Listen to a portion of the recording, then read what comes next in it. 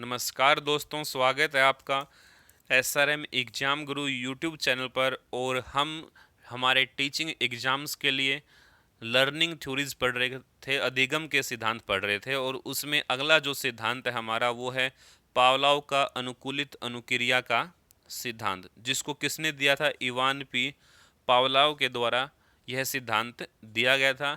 Ivan P Pavlov ने इस सिद्धांत में क्या बताया कि प्रत्येक व्यक्ति क्या होती है, मूल प्रवृत्तियां होती है, जिसमें व्यक्ति क्या करता है? अनुक्रिया करता है। प्रत्येक जीव अनुक्रिया करते हैं। ठीक है। अनुक्रिया किसके लिए की जाती है? उद्दीपक प्राप्त करने के लिए, यानी कि लक्ष्य की प्राप्ति के लिए। उद्दीपक और अनुक्रिया के बीच में जो संबंध स्थापित होता है उसी को क्या कहें बोलते हैं? हम अधिगम बोलते हैं। वहीं से क्या हो गया? अधिगम हो गया। यानी कि अनुक्रिया करके जब प्राणी उद्दीपक प्राप्त कर लेता है तो वहां पे क्या होता है? एक बंधन बन जाता है, जिसको हम अनुबंधन कहते हैं। ठीक है। उसी के बारे में आज हम बात करेंगे। देखिए, नेक्स्ट है आपका कि इवान पी पावलोव कौन थे?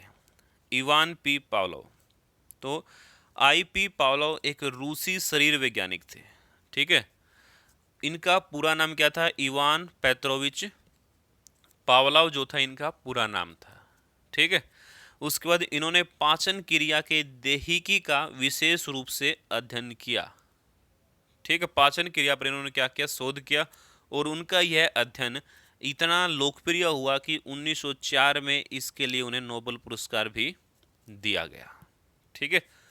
पावलोव को अनुबंधन का जनक कहा जाता है। पावलोव को बॉन्डिंग का जनक कहा जाता है। नेक्स्ट है, पावलोव को अनुकूलित अनुक्रिया सिद्धांत के लिए 1904 में नोबेल पुरस्कार प्रदान किया गया। मनोवैज्ञानिक के साथ साथ पावलोव क्या थे? एक चिकित्सक भी थे। और पावलोव ने कुत्ते की पैरोटिड ग्रंथि का ऑपरेशन कर लार का एकत्रीकरण किया था। क्योंकि कुत्ते को जब भोजन दिया जाता तो उसकी लार में क्या हो जाती है? वृद्धि हो जाती है, उसके मुंह से लार आना शुरू हो जाता है। तो कुत्ते के ऊपर प्रयोग किया गया था इवान पी पावलोव के द्वारा। ठीक है। नेक्स्ट, इसके बाद कि किस तरीके से उन्होंने प्रयोग किया, पहले समझते कि प्रयोग करने के लिए उन्होंने क्या किया। नेक्स्ट है पावलोव का प्रयोग, कि पावलोव द्वारा किए गए प्रयोग में कुत्ते को भूखा रखकर उसे प्रयोग करने वाली मेज के साथ बांध दिया। ठीक है। इस कुत्ते की लार ग्रंथियों का ऑपरेशन कर दिया गया ताकि उसकी लार बूंदों को परखनली में एकत्रित करके लार की मात्रा भी मापी जा सके। यानी कि कुत्ते को एक इस तरीके से बंद कर दिया गया कि वो वहां से क्या नहीं करता? हिल नहीं सकता, लेकिन वहां से सब कुछ देख सकता है। ठीक है। उसकी पैरोटिड ग्रंथि का ऑपरेशन कर दिया गया और उसकी लार की बूंदों को परखनली के माध्यम से एक जगह पर एकत्रित कर लिया गया। ठीक है। नेक्स्ट है, स्वतः चालित यांत्रिक उपकरणों की सहायता से कुत्ते को भोजन देने की व्यवस्था की गई। कुत्ते को एक यंत्र की सहायता से भोजन दिया गया था, लेकिन कुत्ता उस बॉक्स के अंदर ही क्या था? बंद था। ठीक है। नेक्स्ट है, प्रयोग का प्रारंभ किस प्रकार किया गया? घंटी बजने के साथ कुत्ते के सामने भोजन प्रस्तुत किया गया। यानी कि हर बार पहले घंटी बजाएगी, उसके बाद कुत्ते के सामने भोजन पहुंचाया गया। नेक्स्ट है, भोजन को देखकर कुत्ते के मुंह में लार आना स्वाभाविक ही था। ठीक है। और इस लार को कांच की नली द्वारा परख नली में इकट्ठा किया गया। जो भी लार कुत्ते के मुख से निकली उसको परख नली में इकट्ठा कर लिया गया। इस प्रयोग को कई बार दोहराया गया और एक एकत्रित लार की मात्रा का माप किया गया। ठीक है। और बार बार जो भी लार उसके मुख से निकली उसका मापन किया गया। नेक्स्ट है कि प्रयोग के आखिरी चरण में भोजन न देकर घंटी बजाने की व्यवस्था की गई। अब जब आखिरी चरण में पहुंचे तो सिर्फ घंटी बजाई गई, भोजन नहीं दिया गया। और इस व्यवस्था में कुत्ते के मुंह से लार निकली। ठीक है। जिसकी मात्रा का भी क्या किया गया? मापन किया गया। और इस प्रयोग के द्वारा यह देखने को मिला कि भोजन सामग्री जैसे प्राकृतिक उद्दीपन के अभाव में घंटी बजने जैसे कृत्रिम उद्दीपन के प्रभाव स्वरूप कुत्ते ने लार टपकाने जैसी स्वाभाविक अनुक्रिया व्यक्त की।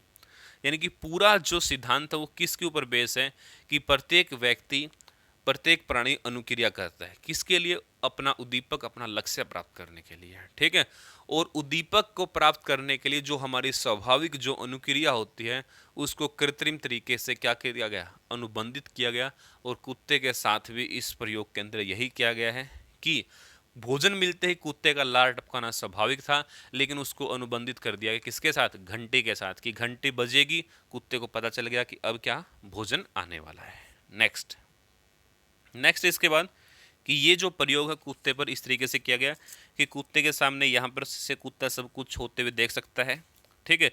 और इस तरीके से इसको बांध दिया गया कि यहाँ से कुत्ता हिल नहीं सकता। और ये इसके सामने पात्र के अंदर भोजन रख दिया गया है और यहाँ से इस नली के द्वारा यहाँ पर कुत्ते की लार को एकत्रित किया जा रहा है, ठीक है। तो ये था कि किस तरीके से पावलोव ने कुत्ते के ऊपर प्रयोग किया है। नेक्स्ट है इसमें कि क्या क्या चीज़ें यूज होती हैं। सबसे पहले है कि क्लासिकल कंडीशनिंग की व्याख्या 4 संप्रदायों से की गई है। पहले क्या है कि यूसीएस, ठीक है, स्वाभाविक उद्दीपक। स्वाभाविक उद्दीपक होगा यानी कि यूसीएस जिसको हम बोलते हैं स्वाभाविक उद्दीपक, यानी क्या है? भोजन स्वाभाविक उद्दीपक है, ठीक है। फिर क्या होगा? यूसीआर यानी कि स्वाभाविक अनुक्रिया, ठीक है। यानी कि यहाँ पे क्या आएगा? स्वाभाविक अनुक्रिया। स्वाभाविक अनुक्रिया क्या है आपकी? लार क्या है? स्वाभाविक अनुक्रिया है। उसके बाद अनुबंधित उद्दीपक सीएस, ठीक है। घंटी बजना क्या था? अनुबंधित अस्वाभाविक उद्दीपक हो गया, ठीक है। यानी कि कृत्रिम उद्दीपक हो गया, उसके साथ उसको क्या किया गया? बांध दिया गया घंटे के द्वारा। उसके बाद अनुबंधित अनुक्रिया यानी कि सीआर, लार क्या है? अस्वाभाविक अनुक्रिया हो गई, ठीक है।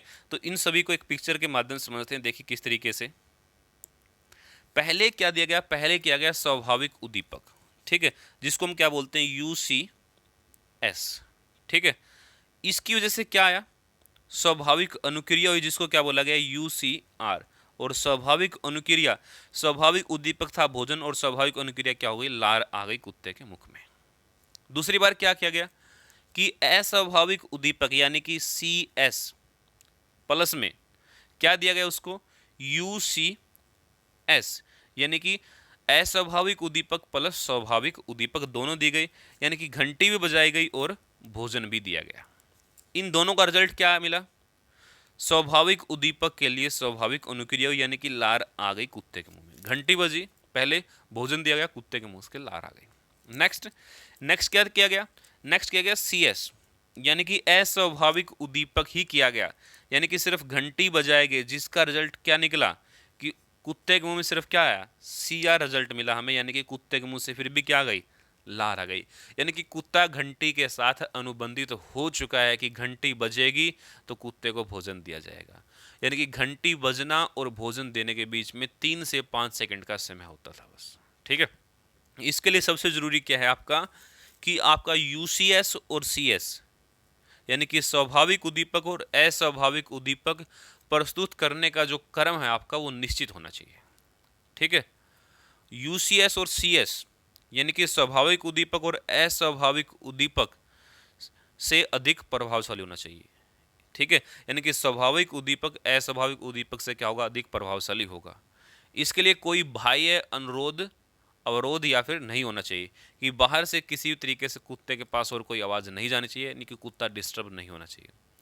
अनुबंधन की जो दशा है वो क्या होनी चाहिए? अनुकूल होनी चाहिए, ठीक है। नेक्स्ट इसको फिर से एक पिक्चर के माध्यम से समझते हैं। जैसे सबसे पहले है कि फूड, कुत्ते को भोजन दिया गया, ठीक है। कुत्ते को भोजन दिया गया यानी क्या दिया गया? यूसीएस दिया गया। कुत्ते के मुंह से क्या टपकी? लार, यूसीआर रिजल्ट मिला आपको, ठीक है। यानी कि स्वाभाविक उद्दीपक दिया गया और स्वाभाविक अनुक्रिया मिली। दूसरी बार क्या दिया गया? यहाँ पे सिर्फ और सिर्फ क्या बजाई? घंटी बजाई गई। और घंटी बजाने से क्या होगा? अस्वाभाविक उद्दीपक है ये, इसकी वजह से क्या नहीं मिला आपको? रिजल्ट नहीं मिला, यानी कि कुत्ते ने लार नहीं टपकाई। तीसरी बार पहले घंटी बजाई गई और फिर क्या दिया गया? भोजन। पहले स्वाभाविक उद्दीपक सीएस किया गया और उसके बाद क्या किया गया? यूसीएस, ठीक है। अस्वाभाविक उद्दीपक प्लस स्वाभाविक उद्दीपक दोनों किए गए। रिजल्ट क्या मिला? कुत्ते के मुंह से लार टपकी। किसकी वजह से टपकी? भोजन की वजह से। अब धीरे धीरे क्या किया गया कि इसमें से भोजन को ही गायब कर दिया गया। सिर्फ क्या बजाई गई, घंटी बजाई गई आफ्टर कंडीशनिंग, कंडीशन करने के बाद। और ये क्या था, ड्यूरिंग कंडीशन, कंडीशन के दौरान। ठीक है, तो यहाँ पर क्या किया, सिर्फ घंटी बजाने मात्र से कुत्ते के मुंह से क्या निकलने लग गई, लार निकलने लगी। इसका मतलब कुत्ता क्या है, अनुबंधित हो चुका है किसके साथ, घंटी के साथ। ठीक है, तो इस तरीके से आपको पिक्चर के माध्यम से अच्छे से समझ में आ गया होगा। एक सबसे ज़रूरी जो है आप लोग ध्यान रखोगे, एग्जाम में कई बार पूछा जाता है। ठीक है, इस तरीके से आ सकता है सिंपल कि यू सी एस और इसके सामने दे दिया जाएगा यू सी आर। ठीक है, फिर दिया जाएगा C S plus U C S और रिजल्ट क्या मिला, यू सी आर आपको रिजल्ट मिला। ठीक है, और लास्ट क्या रहेगा, सी एस और इसके रिजल्ट क्या मिलेगा, सी आर। इनमें से किसी एक को मिस कर दिया जाएगा, क्वेश्चन मार्क लगा दिया जाएगा और पूछा जाएगा यहाँ पर क्या आएगा। तो ये तीनों क्रम आप लोग अच्छे से ध्यान रखेंगे। ठीक है, देखिए इसका मतलब फाइनल निष्कर्ष क्या निकला इसका, कि इस प्रयोग द्वारा पावलोव ने यह निष्कर्ष निकाला कि यदि लंबे समय तक स्वाभाविक तथा अस्वाभाविक उद्दीपन को एक साथ प्रस्तुत किया जाए, जिस तरीके से कुत्ते के सामने स्वाभाविक और अस्वाभाविक उद्दीपक एक साथ प्रस्तुत किए गए, जैसे पहले घंटी बजाना अस्वाभाविक और फिर क्या किया गया, भोजन देना स्वाभाविक, दोनों को एक साथ प्रस्तुत किया गया। व्यक्ति अस्वाभाविक उद्दीपन के प्रति स्वाभाविक जैसी अनुक्रिया करने लगता है, इसी अनुकूलित अनुक्रिया अथवा अनुबंधित अनुक्रिया कहते हैं। ठीक है, तो कुत्ते ने क्या किया, धीरे धीरे घंटी के साथ अपना संबंध स्थापित कर लिया। ध्यान रख लोगे, तो ये था पावलोव का सिद्धांत। इसके बाद है नेक्स्ट है कि शैक्षिक महत्व, और पावलोव के सिद्धांत का कुछ शैक्षिक महत्व भी है। ठीक है, तो शैक्षिक महत्व क्या है इसका सिद्धांत का, पहला है कि सतर्क रहना। ठीक है, कि सतर्क रखा जाए। दूसरा, शिक्षण में दर्शक सर्व सामग्री का प्रयोग करना। पुनरावृत्ति पर बल देना, बार बार दोहराया जाए। पुनरावृत्ति के आधार पर अनुबंधन स्थापित करने पर बल, और भाषा को सीखने व सिखाने के लिए विशेष उपयोग। शिक्षक शब्दार्थ गुणा भाग पहाड़े इस विधि से सिखा सकता है। विद्वानों और शिक्षकों के प्रति उचित दृष्टिकोण विकसित करने में यह जो विधि है सहायक है, और मानसिक रूप से पिछड़े हुए बालकों के लिए क्या है, उपयोगी है ये। ठीक है, मानसिक रूप से जो बालक पिछड़े हुए उनके लिए भी क्या है, उपयोगी है। और क्या क्या है कि विभिन्न यानी कि भय संबंधित मानसिक भ्रांति को दूर करने में क्या है, सहायक है। ठीक है, जैसे भय, घृणा, अंधविश्वास आदि के वास्तविक कारण को समझने में यह सिद्धांत क्या करेगा, मदद करेगा। उसको दूर करने में क्या है, सिद्धांत है, सहायक है। उसके बाद उचित आदतों, अच्छी आदत जैसे रुचियाँ, अभिरुचियाँ, अभिवृत्तियाँ, सौंदर्यात्मक भावनाओं आदि के समुचित विकास में अनुबंधन की प्रक्रिया अध्यापकों के लिए बहुत लाभदायक सिद्ध हो सकती है। ठीक है, यांत्रिक तरीके से सीखने पर बल मिलता है, और इसी प्रकार बालकों में प्रेम व घृणा का विकास होता है। ठीक है, तो ये थे कि शैक्षिक महत्व क्या है पावलोव के सिद्धांत के। और लास्ट है कि सिद्धांत के अन्य क्या नाम है। इस सिद्धांत को, जो क्लासिकल कंडीशनिंग का जो सिद्धांत है, इसको अन्य किस नाम से जाना जाता है।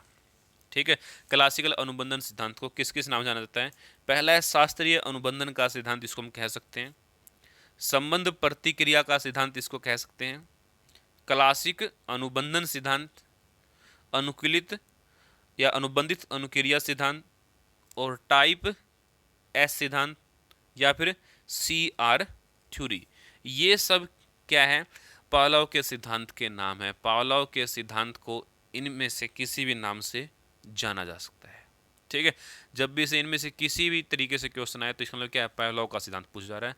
तो दोस्तों ये था हमारा पावलोव का सिद्धांत, जिसको उम्मीद है कि आपको अच्छे से समझ में आ गया होगा। अगर आपको वीडियो अच्छे लगे तो वीडियो को लाइक कीजिए, कमेंट कीजिए, और जितने भी एजुकेशनल ग्रुप आपके पास व्हाट्सएप फेसबुक पर है सभी में इसको शेयर कीजिए, और चैनल को सब्सक्राइब करना ना भूलें, चैनल को सब्सक्राइब जरूर करें। ठीक है, इसका PDF आपको हमारे टेलीग्राम चैनल SRM एग्जाम गुरु से मिल जाएगा, और वीडियो के डिस्क्रिप्शन बॉक्स से भी आपको इसका PDF का लिंक मिल जाएगा। थैंक यू, जय हिंद, जय भारत।